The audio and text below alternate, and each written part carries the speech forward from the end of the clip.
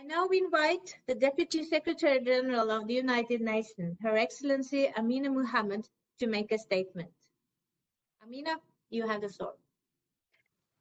Thank you very much, Your Excellency Ambassador Munajul, the President of ECOSOC, Excellencies, dear colleagues. I hope that you can hear me. We've had some difficulty trying to connect. Thank you for organizing this important briefing. More than ever, people and countries everywhere rely on the UN to rise to the challenges of this global pandemic, which is a human crisis. Facing this crisis of such historic magnitude, our collective response must be equally historic, quick, and decisive.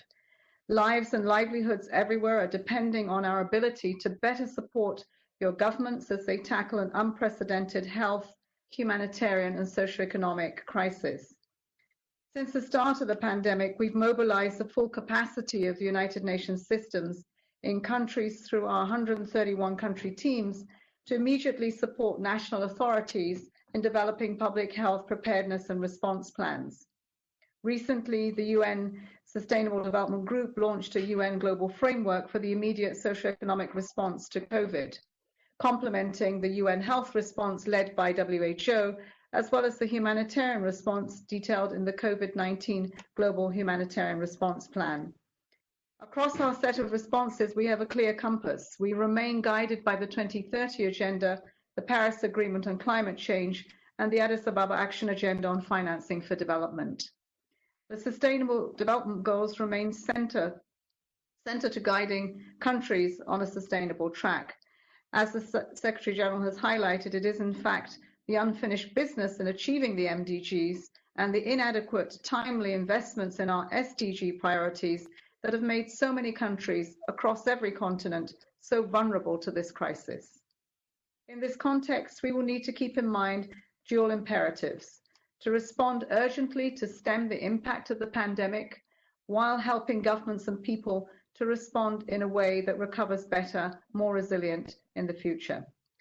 Drawing lessons learned from previous crises and leveraging our ability to work effectively together from the UN reform, we have placed all the assets of the UN development system in service of our countries. Our response reflects an integrated and coordinated UN offer under the leadership of a strengthened RSC system, the policy expertise from across the system to support governments with difficult trade-offs needed to help sustain progress over time without deepening economic and social instability and environmental degradation. Established new modalities for rapid funding of COVID-19 related programs in countries, and the need for stronger partnerships with international financial institutions, civil society, the private sector, academia, and the scientific community. We're all in this together. Our immediate priority is to address the needs of the most vulnerable countries and communities who risk being left behind. Allocation of our resources will pay close attention to the needs of conflict and disaster-affected countries, least developed countries, landlocked developing countries, and small island developing states. Additional concessional resources for vulnerable countries, a new debt relief program for all forms of debt, as well as a comprehensive and faster mechanism to restructure debt to facilitate economic recovery and SDG achievement in developing countries are going to be critical. Measures to protect and stimulate the economy, from cash transfers to credits and loans, must be targeted at women who make up the majority of those in the hardest hit informal economy and who are at the forefront of the community response. We must also ensure that we include children, people with disabilities, and the elderly. Equal access to information, testing, healthcare, food, and other essential services must be ensured for migrants, internally displaced people, and refugees who are often excluded from social protection measures and risk being detained or deported if they seek support. The needs and rights of indigenous people must also be upheld, as they already experience significantly higher rates of communicable and non-communicable diseases, lack of access to essential services, and growing food insecurity. This crisis reminds us of the intimate relationship between humans, animals, and the environment. We must urgently address climate change, avoid habitat loss and fragmentation, reverse of loss of biodiversity, reduce pollution, and improve waste management and infrastructure. Excellencies, colleagues, the UN is leveraging the recent reform efforts to provide you with the integrated, efficient and transparent support that you have been calling for. Early results show the tangible impacts of UN country teams' joint work in countries. In Ghana, the UNCT reprogrammed existing resources to help tackle health, humanitarian and socioeconomic impacts on COVID-19, with complementary actions taken by various entities under the leadership of the RC. UNDP is supporting the government to measure the impacts of COVID on the economy and leads a UNCT plan to boost livelihoods. UNFPA has established a 24/7 hotline to respond to gender-based violence. WFP is supporting the government in monitoring food prices.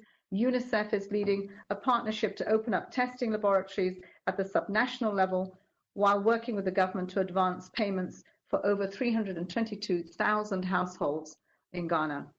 In Nepal, the UNCT is supporting the government to set up 2 call centers to address questions and information on COVID-19 for prevention, attention and care.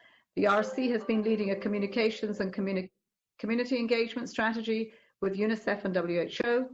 The UNCT is rolling out messages against rumors and disinformation. In Cameroon, 14 agencies have helped develop a country prevention and response plan to support national priorities in tackling immediate health needs.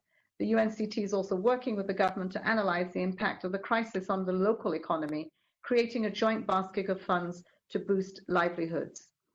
UN Women engaging religious leaders, women and youth, also providing essential supplies for women in vulnerable communities.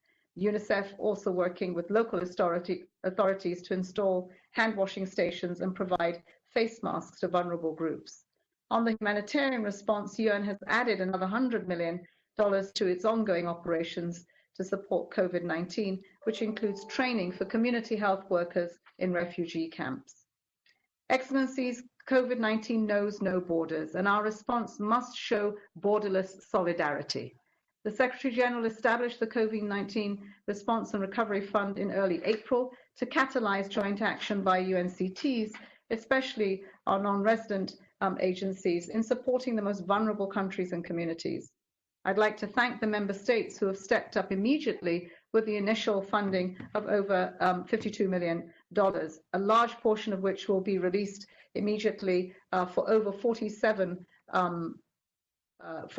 applications that have been made in vulnerable countries.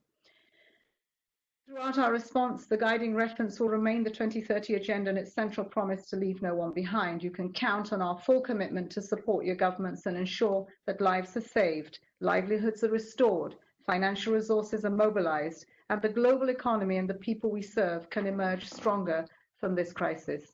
I thank you very much for having me at this really important meeting. Thank you, Mona.